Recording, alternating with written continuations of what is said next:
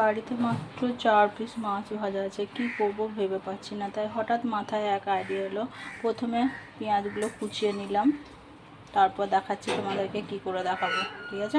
তারপর কড়াইয়ে পেঁয়াজগুলো এভাবে সাজিয়ে নিলাম। তো এরপর এর মধ্যে দিয়ে দিলাম পরিমাণ মতো লবণ, 1 চামচ আদা রসুন বাটা, তারপরে 1 চামচ পেঁয়াজ বাটা,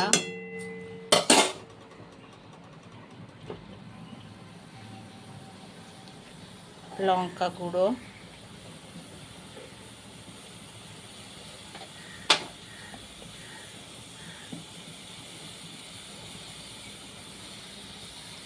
হলুদ গুঁড়ো,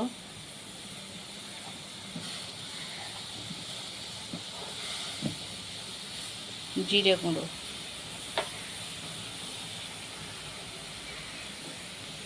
তেল পরিমাণ মতো,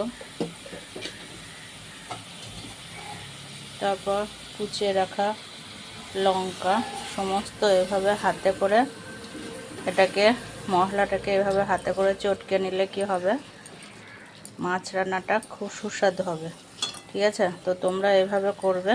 মাছের চচ্চড়ি অল্প মাছ থাকলে বাড়িতে এইভাবে করে নেবে। তারপর মাছগুলো এইভাবে এর মধ্যে সাজিয়ে দিলাম।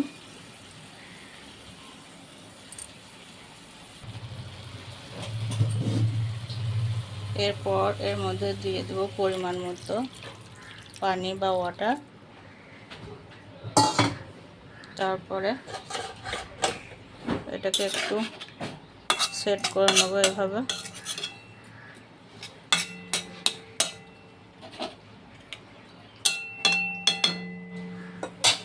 তারপর ঢাকনা দিয়ে ঢেকে দেবো।